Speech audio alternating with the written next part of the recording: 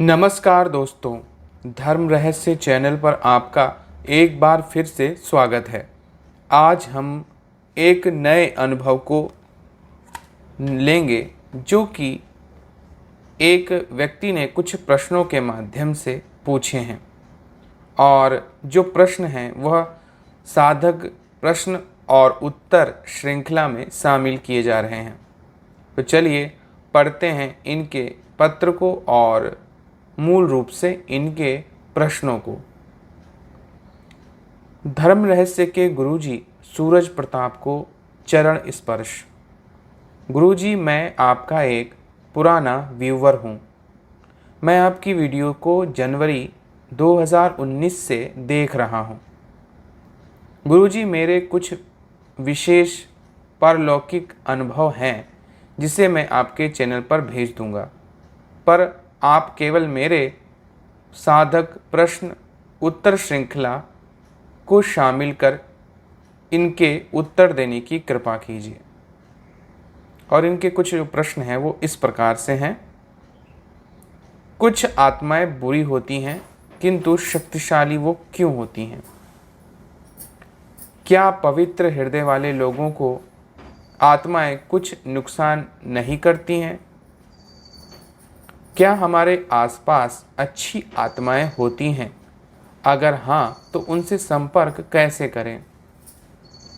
अगर कोई व्यक्ति सच्चे दिल से किसी भी शक्ति जैसे अप्सरा, यक्षिणी, नायिका जैसी शक्तियों की मदद मांगता है, तो क्या वे उस व्यक्ति की मदद करेंगी अगर उस व्यक्ति का हृदय पवित्र हो?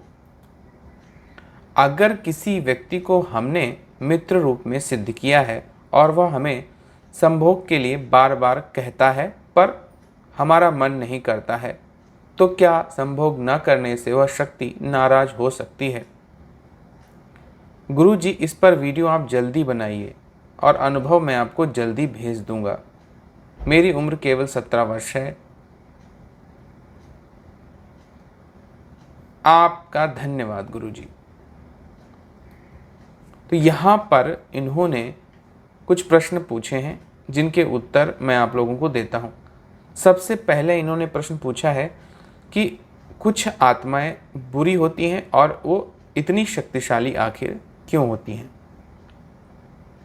देखिए, जो भी शक्ति, चाहे वो प्रेत हो, पिशाच हो या किसी अन्य तरह की कोई तामसिक शक्ति जो अपनी मुक्ति को प्राप्त नहीं कर पाई, लेकिन उसके अंदर पहले से कोई तप ऊर्जा या बदला लेने की बहुत बुरी भावना इत्यादि ऐसी कोई शक्ति उसके अंदर मौजूद है और उसने भी बहुत समय व्यतीत कर दिया है, किसी कारणवश वह अपनी मुक्ति की ओर ना सोचकर केवल रिवेंज को सोच रही है, तो वह बहुत अधिक शक्तिशाली होती चली जाती है।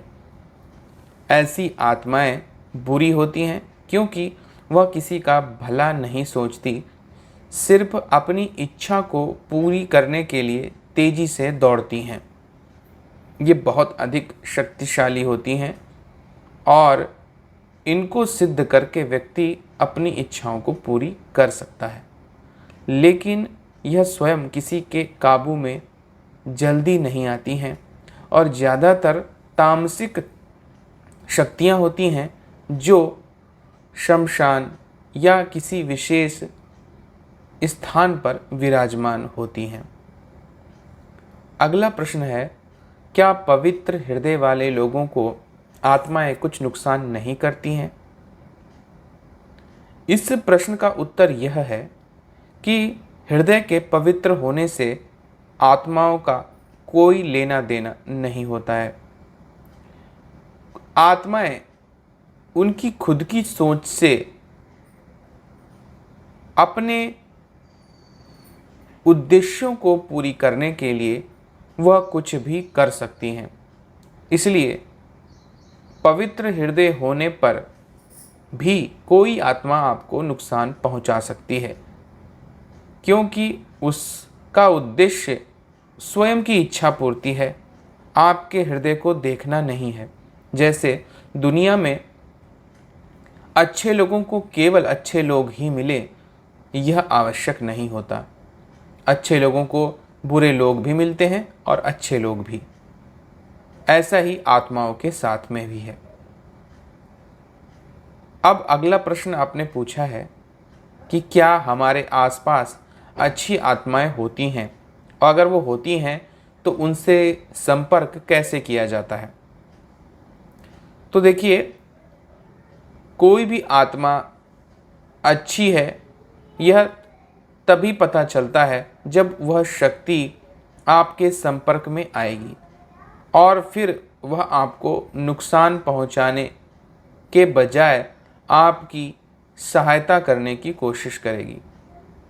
लेकिन मैं स्पष्ट रूप से बता दूं, ज़्यादातर जो आत्माएं अच्छे हृदय की होती हैं वह इस लोक में निवास नहीं करती हैं। वही शक्तियाँ देवी, देवता, यक्ष, योगिनी शक्तियाँ, भैरवी, भैरव इत्यादि के स्वरूप को धारण कर चुकी होती हैं, क्योंकि वह स्वयं पवित्र हैं और हमेशा पवित्र आत्मा ही अधिक ऊंची श्रेणी को प्राप्त करती है। इसलिए अच्छे और बुरे की कैटेगरी यहाँ पर समाप्त हो जाती है। सीधी सी बात यह है कि जो आत्मा अच्छी है वह अधिक शक्तिशाली होकर मृत्यु लोक में निवास करने के बजाय किसी लोक में निवास करती है। इसलिए उनसे संपर्क करने की विधि उनको पूजना, उनकी सेवा करना, उनकी साधना करना होता है।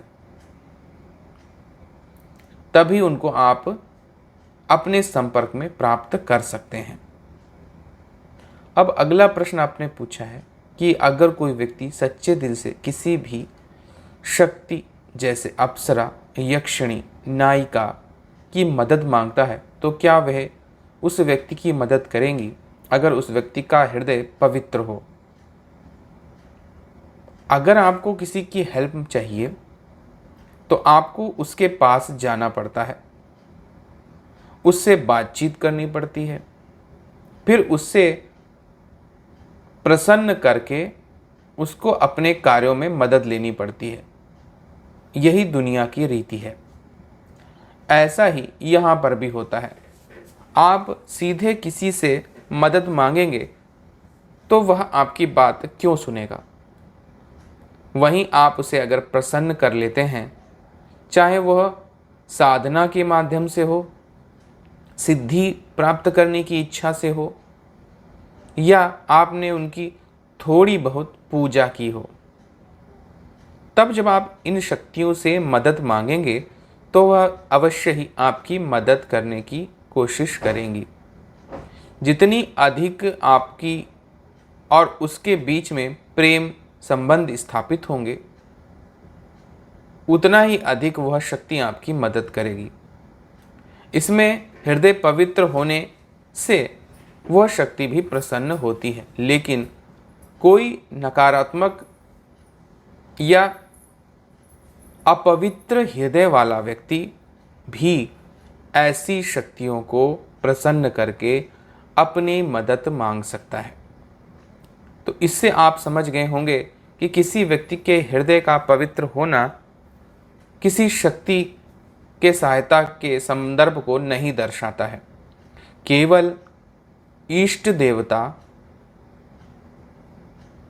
गुरु मंत्र और परमात्मा ही केवल पवित्र हृदय की पुकार को सीधे सुनते हैं और मदद भी करते हैं। इसके अलावा अन्य शक्तियों को आपको प्रसन्न करना ही पड़ता है। इसी तरह आपका एक प्रश्न और आया है कि आपने पूछा है कि अगर किसी शक्ति को मित्र रूप में सिद्ध किया और वह संभोग के लिए बार बार कहती है और आप अगर नहीं करते हैं तो क्या वह शक्ति आपसे रुष्ट हो जाएगी।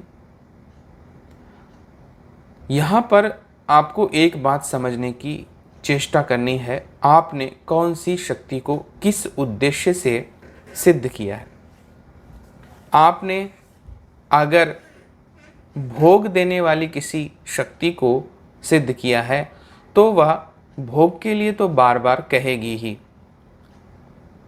और उसका स्वभाव भोग देना है तो फिर आपको उसके साथ भोग करना चाहिए।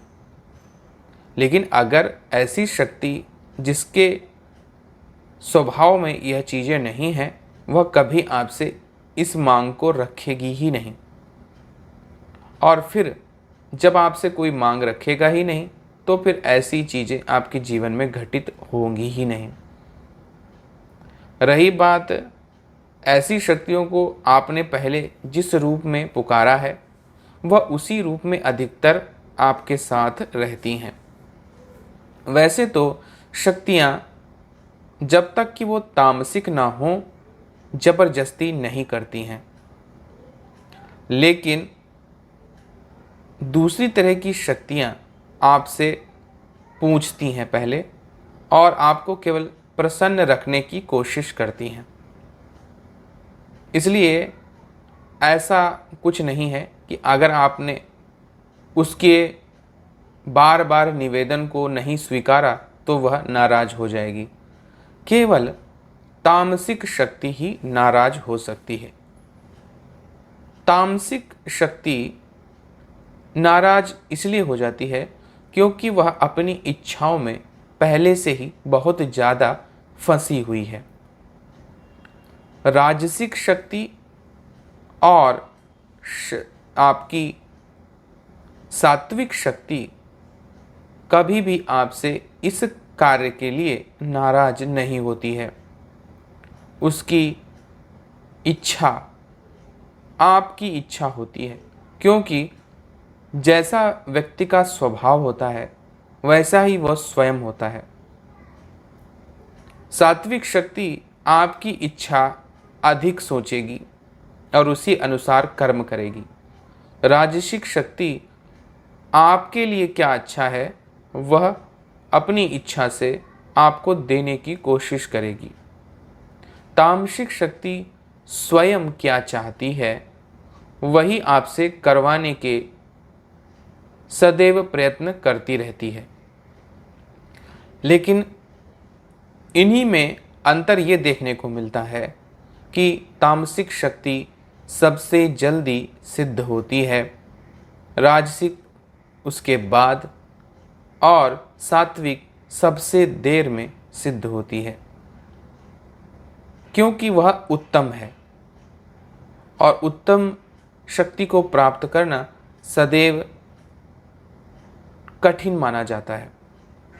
इसलिए कोई भी साधना आप करते हैं तो उसमें आप पहले से ही मन में एक भावना स्थापित कर लें तो शक्तियाँ उसी अनुसार आचरण करती हैं और वैसे ही रूप और स्वरूप धारण करती हैं। तो इस संसार में अच्छी आत्माएं भी हैं और बुरी आत्माएं भी हैं।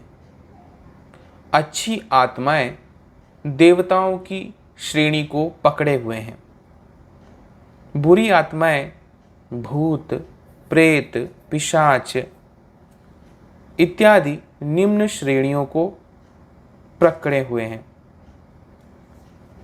जैसे देवता को सिद्ध करना अधिक समय लेता है और बहुत कठिन भी माना जाता है, किंतु किसी पिशाच या पिशाचिनी को सिद्ध करना सरल माना जाता है और आराम से वह सिद्ध हो जाती है।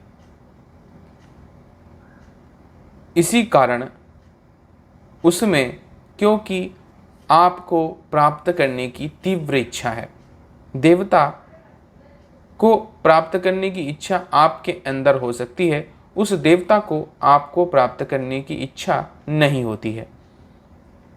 इसी कारण से सिद्धि में समय का अंतराल भी हम देखते हैं। तामसिक शक्तियाँ जल्दी सिद्ध होती हैं और सात्विक शक्तियाँ देर से सिद्ध होती हैं। और यही अंतर पड़ता है बुरी आत्माओं और अच्छी आत्माओं के बीच में। लेकिन किसी भी साधना में पवित्र हृदय कोई महत्व नहीं रखता है। महत्व रखता है आपका किया गया कर्म, आपका प्रयास। जैसा प्रयास आप करेंगे वैसा ही आप रिजल्ट लेंगे। केवल गुरु मंत्र, इष्ट साधना और परमात्मा की साधना में आपका पवित्र हृदय सबसे अधिक महत्वपूर्ण होता है। और बिना साधना किए भी ये सभी आपके हृदय को समझते हुए आपकी सदैव मदद करते हैं और आपके लिए कल्याणकारी होते हैं। तो यहाँ थे आज के कुछ प्रश्न। अगर आपको यह वीडियो पसंद आया है तो लाइक करें, शेयर करें, सब्सक्राइब करें। आपका दिन मंगलमय हो। धन्यवाद।